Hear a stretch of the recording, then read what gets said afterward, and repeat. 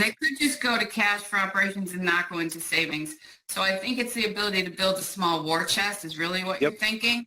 So you're going to kind of set it aside. So the number, and Kevin, can you kind of explain how you start at the 650 PBT when you're setting aside the taxes that the owner's going to need? Because typically they're private companies, right? Yeah. That's going to come off the 650, right?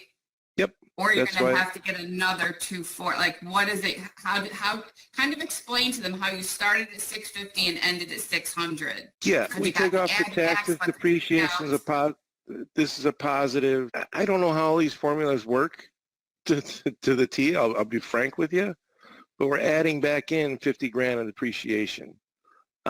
Brenda, I don't know. I guess the way I kind of think about it is, and you guys can help me on, because that's what I wanted to have this discussion, because some of these numbers look funny to people as they're filling them in.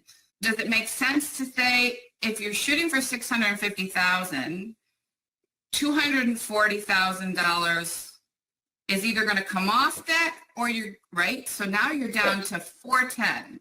Right. You're going to add in your 50. So now you're at 460. From 460, you're going to take out 100. That puts you at 360. So that's where that 600 is kind of a wonky number. That's why I had these questions when I called you on this form. Follow it along. Then we take out the 10,000, right? 350. Then we add that back in 360. Then we take out 200 and 110. So this means to cover everything on this page, to cover all this stuff, we absolutely need this $600,000 in profit before we share $1. Anything, because the 240, 100 pretty much nets down to you need the whole thing. Yep. All right. Bonus worksheet time. Are we good on this one? What other questions? All right. Bonus worksheet. All right. On here, you can see these numbers, 3, 2, 5, 4. They all correspond with these numbers. Okay. So in this one, this company's payroll is 1.1 million, right? 450 and 650. This form accounts for paying payroll taxes on top of that, whether it's Social Security matching, all that kind of stuff. All right. The placeholder is 10%. That varies state to state, correct? Okay. But we're just using 10% for easy calculations. That's pretty close to what it might be. But the client can put in 8% or 12% depending on if they're in California or not. So adding 10% on the 1.1 million gets us to 1.2 million. All right. So this is safeguarding that we're not paying out too much and that we still have that threshold of $600,000 after payout. Max cap of payout is 20%.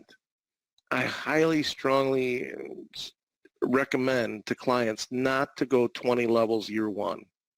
Okay, why?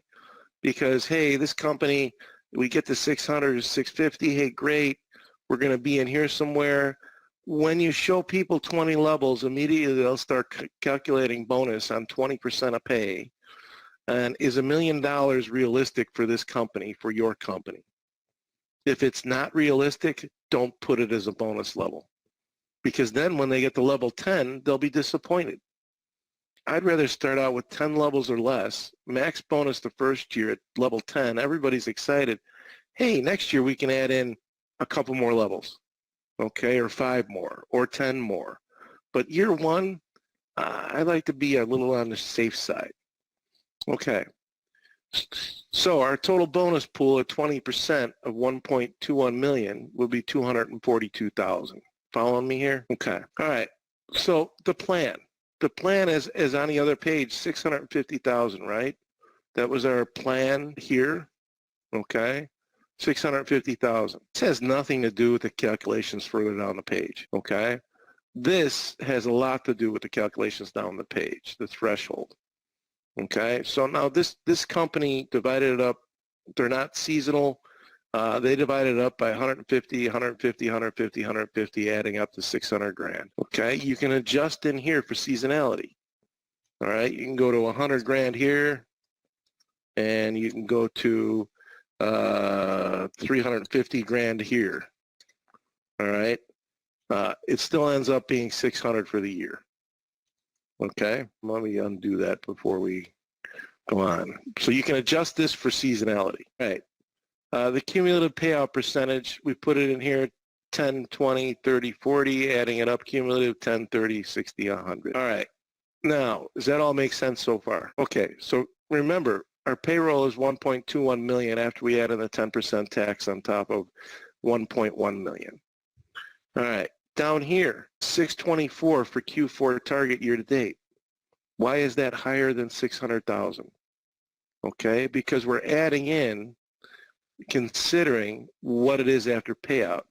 That's a gain from 600 to 624. That's a gain of 24,200. Wow, look at that down there. Half goes to employees, or 12,100. Half stays in the company. The company after payout is above their financial security threshold of 600,000. Does that all make sense? Okay. All right. So now you can, let's say this 650. This 650 puts us with a financial security threshold. This 650 puts us right in between level 3 and 4. All right? That's, we don't want to plan or budget a company to hit the bare minimum we need. We don't want to plan or budget to hit stuff that's really unrealistic. So you got a 5-level or a 7-level or a 10-level bonus structure. That plan should be in level 3 or 4. Best practice recommendation, okay? So we budget to 650. Hey, we miss it by a little bit.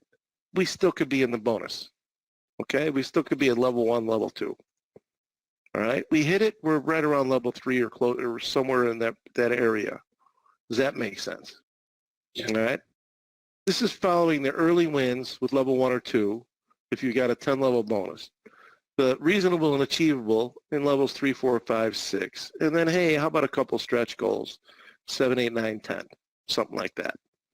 Okay, so it's just a 20-level bonus, scaled down, early wins, reasonable, achievable, stretch. Can I ask you a quick question for how this is different from the way we used to do it? So just to make sure, so in between, let's say, level 1 and level 2, they don't have to wait to hit, they don't have to the 648 to get the level 2. Do you pay incrementally in between level? Like we used to say any dollar over, you split it 50-50. But here, do you actually just get whatever level 1 is until you hit level 2? Now you get level 2, or do you still do the 50-50 on each dollar over? You can do the 50-50 on each dollar over. I like to keep it simple. Think about it this way, Brenda. You're $10,000 off a month before the end of the quarter of hitting the next level, and you can tell your team of 200 people, all we got to do is save, what is that, $50 a person? Yeah. All we got to do is find $50 a person over the next month, and we're at the next level.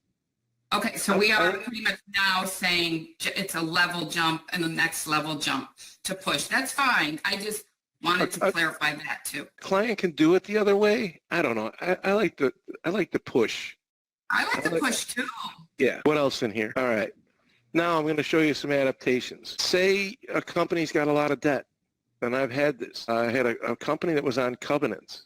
In fact, it was Cherry's Industrial. I don't know if you're familiar with them from the conference, but they had bank covenants. They had serious debt. They were making money, right? 8, 10% profit, but they had to do their bank statements every month and get reviewed.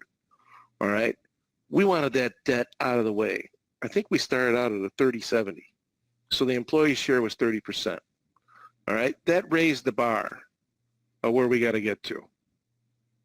Okay. To still have the company covered after the payout. Okay, we did it to 30% for the employees, 70% for the ownership to pay down debt.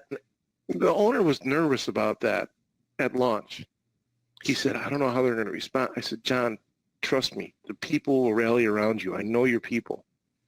At launch, after we showed this and we explained bank covenants, we explained how much debt, I think it was like a 10 or 12 or $14 million company. They had $2, $3, $4 million in debt. Once we explained all that and then showed the gain share, the shipping clerk raised his hand and said, all right, so if we pay down that debt earlier, we can get to a 50-50 share quicker. And the owner said, yes, that's right, and looked at me, and his eyes were like, oh my God, they're behind me. It was a pretty powerful moment, an exchange of a glance, because I was at the back of the room. All right. I had another company in Lubbock, Texas. They didn't have any debt. They'd been in business 10 years. The owner was debt averse. He, if something happened, he never wanted to be nervous about the money. They didn't buy new equipment until they had at least half the money for the thing, so they didn't get loaded with a lot of debt. He went 70-30, 70% for the employees. Didn't have any debt, and he wanted his guys that were working in the West Texas sun and West Texas cold out the tree cutting company. He wanted them to see checks bigger than they ever saw before in their lives. And he said, hey, if we get to that threshold, the company is covered. We're good. Okay? They went from 7.5% EBITDA to 22.5% in year one. And guys that were tree cutters making 13, 15, 16, 18 bucks an hour were getting checks for $5,000 and $6,000. It was pretty cool. Isn't that amazing? Yeah. Casey Hildebrand from Hildebrand Tree Tech, if you ever want to talk to him at the conference. Good dude. All right.